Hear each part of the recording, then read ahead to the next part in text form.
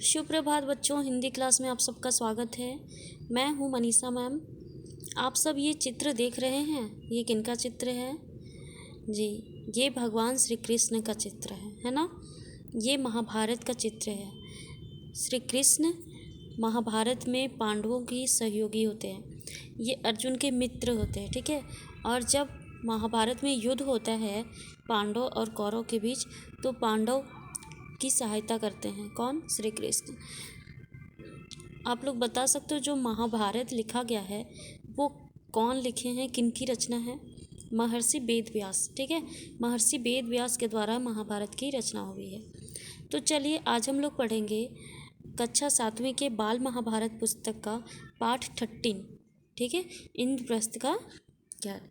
चलिए शुरू करते हैं। पाठ 13 इंद्रप्रस्थ। इससे पहले के पाठ में हम लोग पढ़े थे द्रौपदी स्वयंवर, ठीक है। तो उसमें पांचों पांडव साधु के वेश में जाते हैं द्रौपदी के महल में, और द्रौपदी का वहाँ स्वयंवर हो रहा होता है। उसमें एक मछली ऊपर रहती है और इंद्र धनुष से वार करना होता है कि मछली के आँख में जो मतलब मारेगा वही द्रौपदी से विवाह करेगा, ठीक है। तो अर्जुन, सारे जितने भी वहाँ राजा महाराजा रहते हैं सारे हार जाते हैं। उसके बाद अर्जुन ये पूरा करता है और उससे द्रौपदी का विवाह होता है, ठीक है। तो चलिए उससे आगे के पाठ में हम लोग इंद्रप्रस्थ में क्या कुछ है जानते हैं।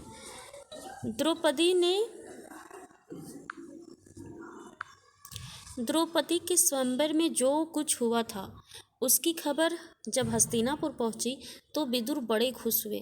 द्रौपदी का स्वयंवर में जो भी कुछ हुआ था, जब उसका खबर हस्तिनापुर पहुंचता है तो विदुर जो थे बहुत खुश हो जाते हैं, ठीक है। धृतराष्ट्र के पास दौड़े गए और बोले कि पांडव अभी भी जीवित हैं।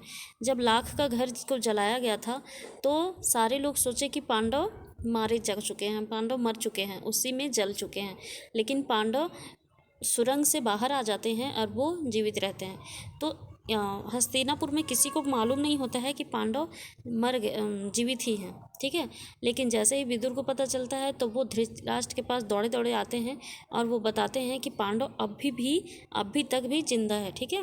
राजा द्रुपद की कन्या को स्वयंवर में अर्जुन ने प्राप्त किया है। जो द्रुपद राजा के कन्या बेटी, इसलिए उनका द्रौपदी था नाम, ठीक है। वो राजा द्रुपद की बेटी थी। और यहाँ विदुर आके कहते हैं धृतराष्ट्र से कि राजा द्रुपद की जो कन्या है द्रौपदी, उनको स्वयंवर में अर्जुन ने प्राप्त कर लिया है। पांचों भाइयों ने विधि पूर्वक द्रौपदी के साथ ब्याह कर लिया है और कुंती के साथ वे सब द्रुपद के यहाँ कुशल से हैं। ये विदुर धृतराष्ट्र को बताते हैं। यह सुनकर धृतराष्ट्र हर्ष प्रकट करते हुए बोले, भाई विदुर, तुम्हारी बातों से मुझे असीम आनंद हो रहा है। राजा द्रुपद की बेटी हमारी बहू बन गई है, यह बड़ा ही अच्छा हुआ। तो वो धृतराष्ट्र बहुत खुश हो जाते हैं और कहते हैं कि भाई विदुर, तुम जो बोल रहे हो उससे मुझे बहुत आनंद मिल रहा है, बहुत खुशी मिल रहा है, ठीक है। और राजा द्रुपद की बेटी हमारी बहू बन गई है, ये बहुत अच्छा हुआ।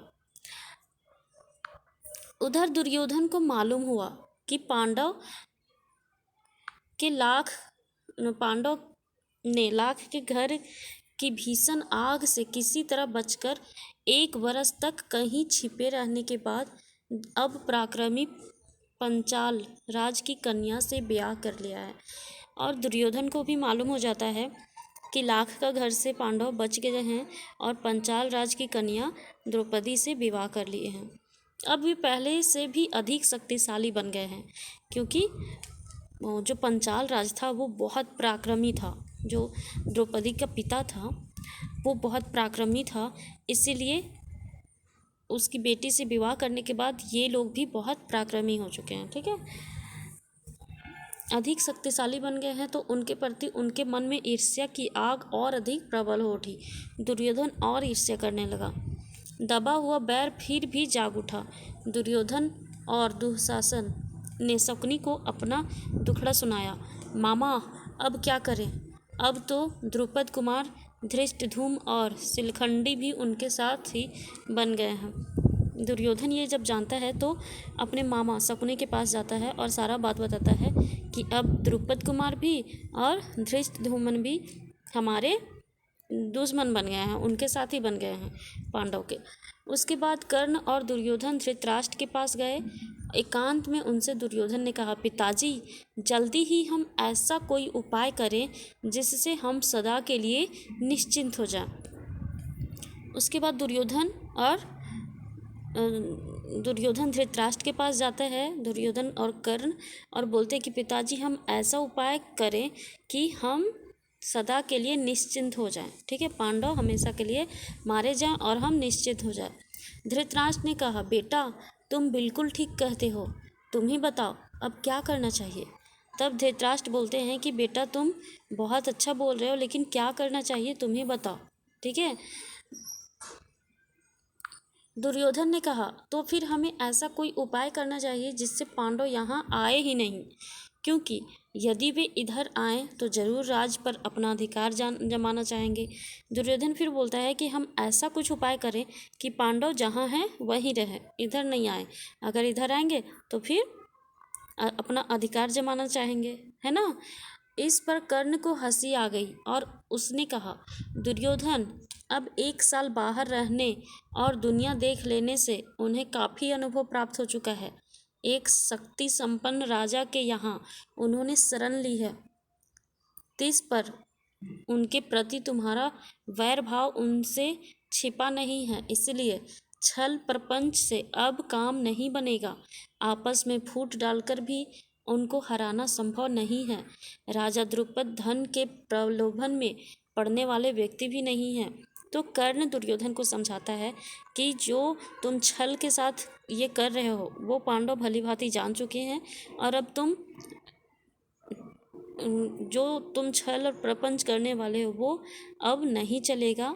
और जो राजा द्रुपद हैं वो लोभी भी नहीं है कि तुम पैसा का लोभन दो और वो तुम्हारे साथ हो जाए, ठीक है। लालच देकर उनको भी अपने पक्ष में करने का विचार बेकार है। पांडवों का साथ वे कभी नहीं छोड़ेंगे।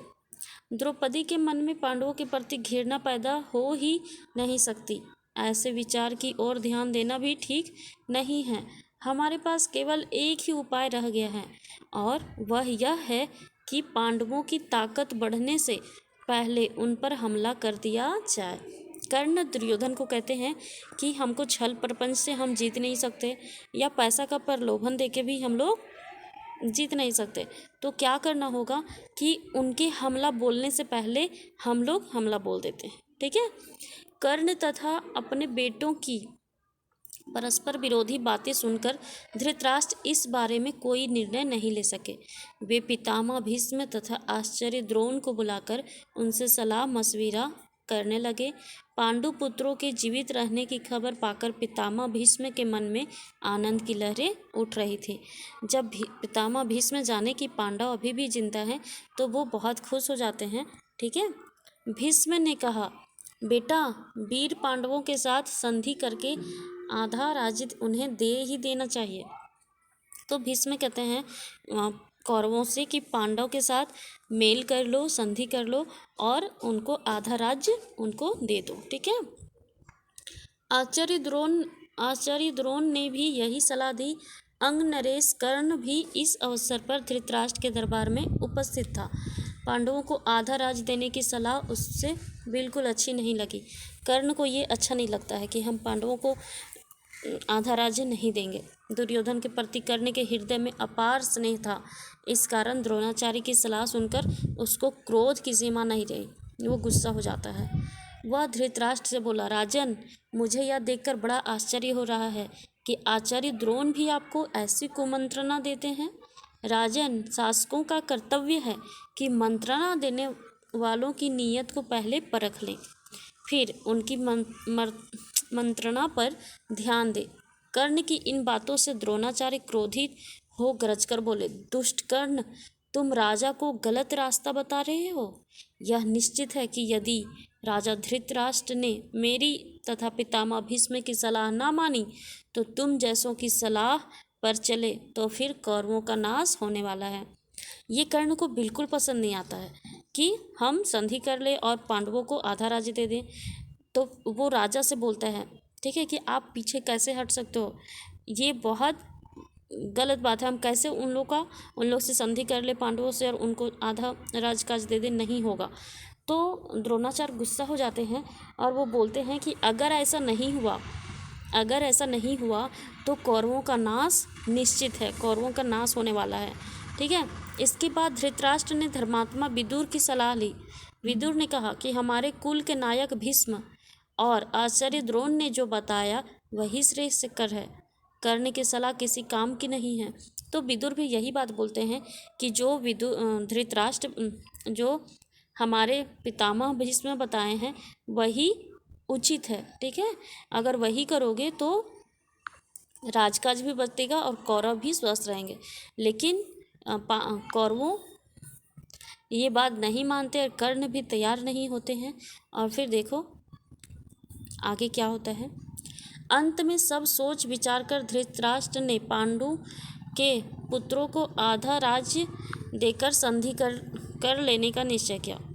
अंत में धृतराष्ट्र जो थे वो यही मान लेते हैं, इसी बात पर वो अपना निर्णय लेते हैं कि पांडव को भी आधा राज्य दिया जाएगा।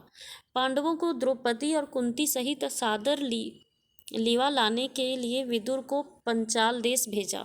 कुंती को और पांडवों को आदर सहित लेके आने के लिए विदुर को पंचाल राज भेजा, जहाँ वो द्रुपद के घर में पांडव और कुंती रह रही थी। विदुर पंचाल देश को रवाना हो गए। पंचाल देश पहुंचकर विदुर ने राजा द्रुपद को अमूल्य भेंट दिया, उनका सम्मान किया। राजा धृतराष्ट्र की तरफ से अनुरोध किया कि पांडवों को द्रौपदी सहित हस्तिनापुर जाने की अनुमति दे। वो राजा द्रुपद से उन लोग का अनुमति मांगते हैं कि हम जो राजा धृतराष्ट्र है वो हस्तिनापुर बुलाए हैं, ठीक है। विदुर ने अनुरोध सुनकर राजा द्रुपद के मन में शंका हुई। विदुर का अनुरोध जब सुने तो राजा द्रुपद जो द्रौपदी के पिता थे, पंचाल राज थे, ठीक है, उनको कुछ शंका होता है। उनको धृतराष्ट्र पर विश्वास न हुआ उनको विश्वास नहीं हुआ कि धृतराष्ट्र ऐसा कर सकता है, वो कैसे मान गया, ठीक है। सिर्फ इतना कह दिया कि पांडवों की जैसी इच्छा हो वही करना ठीक होगा। तब विदुर ने माता कुंती के पास जाकर अपने आने का कारण उन्हें बताया। कुंती के मन में भी शंका हुई कि कहीं पुत्रों पर फिर कोई आफत तो ना आ जाए। कुंती को भी डर लगने लगा कि ये कोई नया चाल तो नहीं है बुला के इन लोग को मारने का, ठीक है। विदुर ने उन्हें समझाया, धीरज देते हुए कहा, देवी आप निश्चिंत रहें, आपके बेटों का कोई कुछ नहीं बिगाड़ सकेगा। वे संसार में खूब यश कमाएंगे और विशाल राज्य के स्वामी बनेंगे। आप सब बेखटके हस्तिनापुर चलिए। जब कुंती को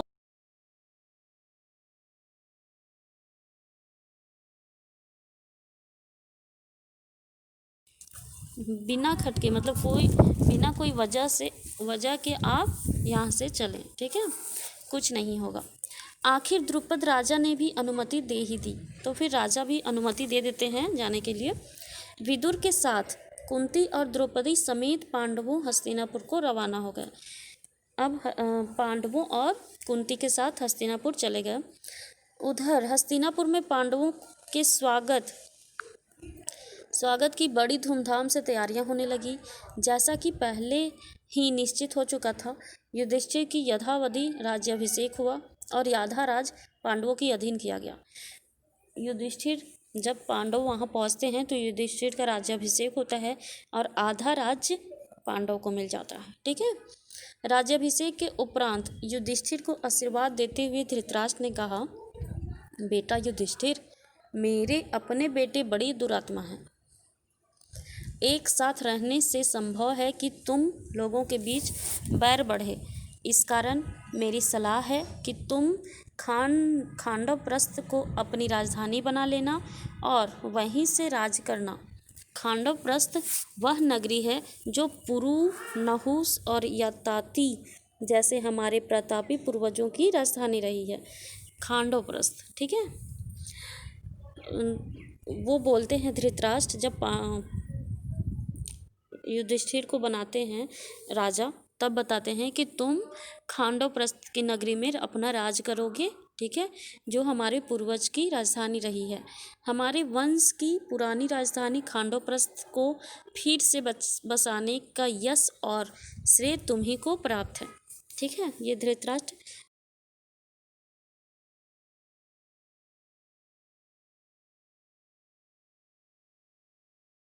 पर, जो कि उस समय तक निर्जन वन बन चुका था। खांडवप्रस्थ पूरा वन के जैसा बन चुका था, वहाँ ना कोई रहता था, ना कोई वहाँ राजा, मतलब वन के जैसा, जंगल के जैसा वो बन गया था। ठीक है, जो कि उस समय तक वन बन चुका था। निपुण शिल्पकारों से एक नए नगर का निर्माण कराया। सुंदर भवनों, अभेद दुर्गों आदि से सुशोभित उस नगर का नाम इंद्रप्रस्थ रखा गया। और फिर जब युधिष्ठिर वहाँ जाता है तो वन को वहाँ से उजाड़ के बहुत ही सुंदर भवन बनाता है, पूरा नगर बहुत सुंदर बनाता है, और दुर्ग बनाता है, किला बनाता है, जो अभेद, उसको मतलब कोई भेद ना कर सके, ऐसा वो किला बनाता है उस नगर में। और उस नगर का नया नाम रखा गया इंद्रप्रस्थ। ठीक है, उस नगर का खांडवप्रस्थ जो था उसको नया तरीका से बना के इंद्रप्रस्थ नाम रखा गया। ठीक है, इंद्रप्रस्थ की शान एवं सुंदरता ऐसी हो गई थी कि सारा संसार उसकी प्रशंसा करते ना थकता था। इतना सुंदर बनाया गया था कि पूरा संसार उसकी बहुत प्रशंसा करता था। अपनी राजधानी में द्रौपदी और माता कुंती के साथ पांचों पांडव 23 वर्ष तक सुखपूर्वक जीवन बिताते हुए न्यायपूर्वक राज करते रहे। कितने वर्ष तक? 23, मतलब 23। ठीक है, 23 वर्षों तक वहीं इंद्रप्रस्थ में वे लोग राजकाज किए और अपना जीवन बिताए। ठीक है, अब ये पाठ यहीं समाप्त होता है और हम लोग नेक्स्ट दूसरा अगला वीडियो में पढ़ेंगे पार्ट 14 जरासंध। ठीक है, तो आज यहीं तक, धन्यवाद।